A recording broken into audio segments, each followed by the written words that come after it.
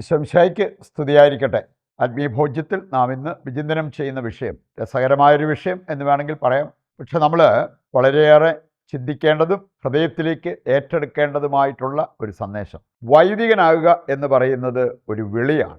മെത്രാനാകുന്നതോ ഇങ്ങനെ ഒരു ടൈറ്റിൽ കൊടുക്കാനുള്ള കാരണം പ്രായം ചെന്നൊരു വൈദികൻ അദ്ദേഹം സൂചിപ്പിച്ച ഒരു കാര്യം, ആരോ അദ്ദേഹത്തോട് ചോദിച്ചു, അച്ഛൻ വല്ലോ മെത്രാനാകുമോ? അതിന് മറുപടിയായിട്ട് വേണമെങ്കിൽ ഒരു ഹാസ്യരൂപേണ പറഞ്ഞതായിരിക്കാം, അതല്ലെങ്കിൽ മുള്ളും മനയും വെച്ച് പറഞ്ഞായിരിക്കാം. അദ്ദേഹം പറഞ്ഞൊരു കാര്യം, പൊന്നു മക്കളെ, വൈദികരാകുക എന്ന് പറഞ്ഞാൽ അതൊരു വിളിയാണ്, പക്ഷേ മെത്രാനാകുക എന്ന് പറഞ്ഞാൽ അതൊരു കളിയാണ്. എന്ന് പറഞ്ഞാൽ അങ്ങനെയുള്ള കാര്യങ്ങൾക്ക് വേണ്ടി നമ്മൾ ഒരുപാട് പ്രയത്നിച്ചാൽ കളിച്ചാൽ അതിലേക്ക് എത്താൻ പറ്റുള്ളൂ.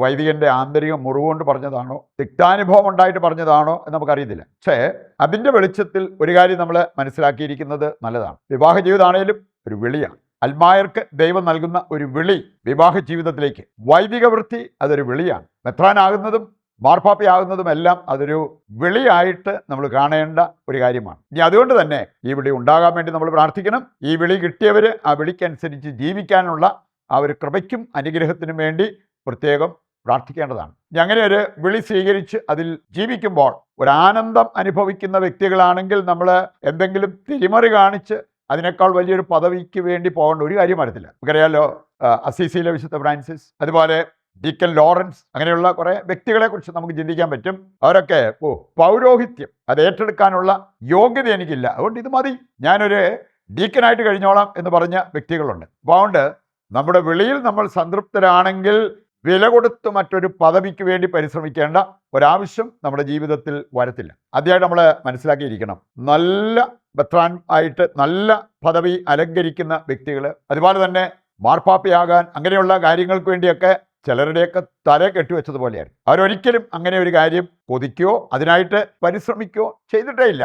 അല്ലാതെ തന്നെ അവരുടെ മേൽ ദൈവത്തിൻ്റെ ഹിതം എന്ന പോലെ വന്ന സംഭവങ്ങൾ. വിശുദ്ധ അംബ്രോസ്, അദ്ദേഹം ഒരു അൽമായനായിരുന്നു. ഇനി അദ്ദേഹം ഒരു ഗവർണറായിട്ട് അങ്ങനെ ഒരു സേവനമനുഷ്ഠിച്ചിരുന്ന ഒരു സമയത്ത് മാർപ്പാപ്പ മരിച്ചു, പുതിയ മാർപ്പാപ്പ ഉണ്ടാകണം. ഇനി അതിനുള്ള ഒരു റൈറ്റ്, ഒരു തർക്കം നടന്നുകൊണ്ടിരിക്കുകയാണ്. അത് തീർക്കാൻ വേണ്ടി പോയതാണ്.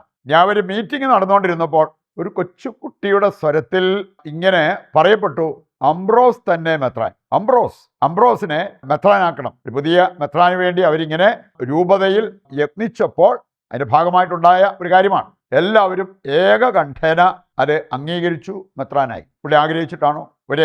എന്ന് പറഞ്ഞാൽ ഒരു വിജാതീയ പദവി അലങ്കരിച്ചിരുന്ന ഒരു വ്യക്തി എന്ന് പറയാൻ പറ്റും, അദ്ദേഹത്തെ മെത്രാനാക്കി മാറ്റി. അതിൻ്റെ പിന്നിൽ ദൈവത്തിൻ്റെ ഒരു പ്രത്യേകമായ ഇടപെടൽ ഉണ്ടായിരുന്നു എന്നുള്ളത് നാം മനസ്സിലാക്കിയിരിക്കേണ്ട ഒരു വലിയ കാര്യമാണ്. അതുപോലെ തന്നെ നമുക്ക് പല വ്യക്തികളെക്കുറിച്ച് നമുക്ക് ചിന്തിക്കാൻ പറ്റും. അവരാരും ആഗ്രഹിച്ചത് കൊണ്ടല്ല, ദൈവം അവരെ തിരഞ്ഞെടുത്തത് കൊണ്ട് അങ്ങനെ ഒരു പദവിയിലേക്ക് വന്ന വ്യക്തികൾ. അതിൽ മറ്റൊരു വ്യക്തിയാണ് വിശുദ്ധ ബൊനവൻചർ. അദ്ദേഹത്തിന് ഇങ്ങനെയുള്ള പദവികൾ, മെത്രാൻ പദവിയൊക്കെ വന്നിട്ടും പുള്ളി അതിനകത്ത് ഒരു സുഖം കണ്ടെത്തിയൊന്നുമില്ല. ഇനി അദ്ദേഹം എങ്ങനെയെങ്കിലും അതൊന്ന് ഒഴിവാകാൻ വേണ്ടി ആഗ്രഹിച്ച വ്യക്തിയാണ്. ഇനി അതിനുള്ള ഒരു അപേക്ഷ മാർപ്പാപ്പായ്ക്ക് കൊടുത്തപ്പോൾ അദ്ദേഹത്തിന് കിട്ടിയത് മറ്റൊരു നിയമന ലെറ്ററാണ്. അതിനകത്ത് അദ്ദേഹം മെത്രാൻ മാത്രമല്ല കർദിനാളായിട്ട് നിയമിച്ചിരിക്കുന്നു എന്നുള്ള ആ ഒരു കത്താണ് അദ്ദേഹത്തിന് കിട്ടിയത്. ഇങ്ങനെയൊക്കെ മെത്രാന്മാരായവർ, കർദിനാളന്മാരായവർ ഒരിക്കലും അവരുടെ ഒരു അധികാരം പ്രയോഗിക്കുക എന്നതിനേക്കാൾ ഒരു ശുശ്രൂഷ ജീവിതത്തിന് വേണ്ടി ആ ഒരു പദവി അവരെ നിശ്ചയമായിട്ടും പ്രയോജനപ്പെടുത്തിയിരിക്കും. നമുക്ക് മറ്റൊരു വിശുദ്ധൻ്റെ കാര്യം എടുക്കാം. വിശുദ്ധ ജോൺ നോയ്മൻ ചെക്കോസ്ലോവാക്യയിൽ അവിടെ പഠിച്ച് ഉയർന്നു വന്നതാണ്. ഇനി അവിടെ അച്ഛന്മാർ ആവശ്യത്തിനുണ്ട് എന്ന് പറഞ്ഞ് കാര്യം പൗരോഹിത്യം സ്വീകരിക്കാനുള്ള പഠനം കഴിഞ്ഞെങ്കിലും പുള്ളിയെ പട്ടം കൊടുത്തില്ല. കാരണം ആവശ്യത്തിന് അച്ഛന്മാരുണ്ട്. ആ മനുഷ്യൻ ആ ഒരവസ്ഥയിൽ $1 കൈപ്പിടിച്ച് അമേരിക്കയിലെത്തിയതാണ്. ഞാൻ അവിടെ വന്ന് അപ്പോൾ അവിടെ ഉണ്ടായിരുന്ന ഒരു മെത്രാൻ ഈ വ്യക്തിയെക്കുറിച്ച് മനസ്സിലാക്കിയിട്ട് സ്വീകരിച്ചു, പട്ടം കൊടുത്തു, അവിടെ നിയോഗിച്ചു. പിന്നീട് അദ്ദേഹത്തെ ഓർഡിനേഷൻ കഴിഞ്ഞ് ഫിലഡൽഫിയയുടെ മെത്രാനായിട്ട് അഭിഷേകം ചെയ്തു. നമ്മൾ കാണുകയാണ്.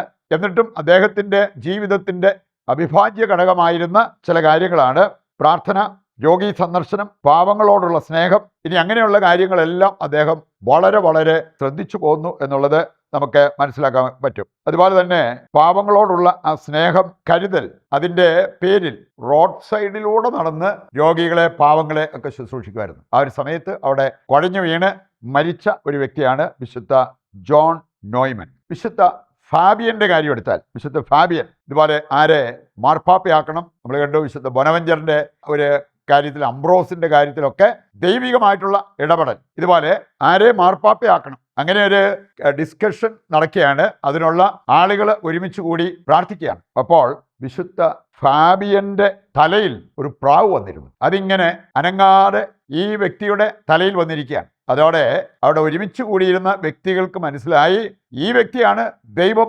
തിരഞ്ഞെടുത്തിരിക്കുന്നത്. അവര് ഏക മനസ്സോടെ ആ ഒരു കാര്യം സ്ഥാപിക്കുകയും വിശുദ്ധ ഫാബിയൻ മാർപ്പാപ്പയായിട്ട് മാറുകയും ചെയ്തു. പെനിഫോർട്ടിലെ വിശുദ്ധ റെയ്മണ്ട്, അദ്ദേഹം ആർച്ച് ബിഷപ്പായി. അതുപോലെ തന്നെ ജനറാളച്ചനായി, ഡൊമിനിക്കൻ സഭയുടെ ജനറാളച്ചൻ. ഈ പദവികളെല്ലാം ഉണ്ടായിരുന്നെങ്കിലും അതിൽ ഒരു സുഖം കണ്ടെത്തി ഒരു സുഖജീവിതം നയിച്ചവനല്ല റെയ്മണ്ട് എന്ന് നമുക്ക് കാണാൻ സാധിക്കും. പുള്ളി അതെല്ലാം തലയിൽ നിന്ന് മാറ്റി വെച്ചിട്ട് അവസാനം പുള്ളി ഈ പദവികളെല്ലാം വിട്ടിട്ട് പോയിട്ട് ശുശ്രൂഷ ചെയ്യുന്ന ഒരു വ്യക്തി, വചനം പ്രഘോഷിക്കുന്ന ഒരു വ്യക്തിയായിട്ട് അദ്ദേഹത്തെ കാണാൻ പറ്റും. നമ്മൾ കാണുകയാണ്, സുവിശേഷ പ്രസംഗം നടത്തി 18 വർഷം കൊണ്ട് 10,000 പേരെ ജ്ഞാനസ്നാനപ്പെടുത്തി. അദ്ദേഹത്തിന്റെ ഏറ്റവും വലിയ ആനന്ദം എന്ന് പറയുന്നത് അതായിരുന്നു. ഇവിടെല്ലാം നമ്മൾ കാണുന്നത് ഇവരൊന്നും പദവിക്ക് വേണ്ടി കൊതിച്ചവരല്ല, പദവിക്ക് വേണ്ടി കളിച്ചവരല്ല. എനിക്കറിയാം ഒരു വ്യക്തി, ഏകമകൻ, ഇഷ്ടം പോലെ സ്വത്ത്, പക്ഷേ വൈദികനാണോ എന്ന് പറഞ്ഞു, വൈദികനായി, മെത്രാനുമായി. ആ സ്വത്തും സൗഭാഗ്യങ്ങളെല്ലാം പാവപ്പെട്ടവർക്ക് വേണ്ടി എഴുതി കൊടുത്തു. എന്നിട്ട് മാതാപിതാക്കളെ പോലും അവർ ജീവിച്ചിരുന്ന കാലത്ത്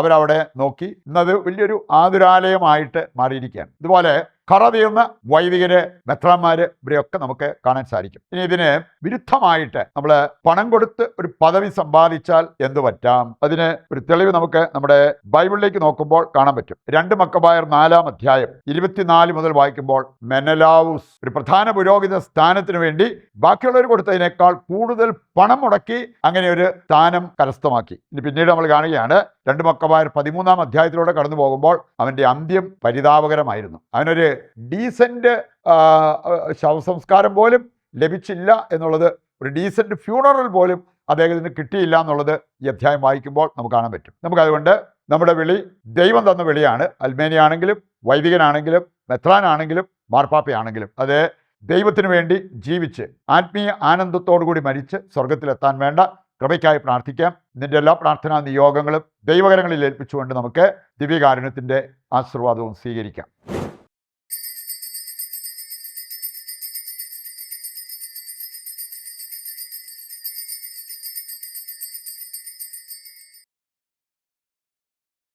ഈശോമിശിഹായ്ക്ക് സ്തുതിയായിരിക്കട്ടെ.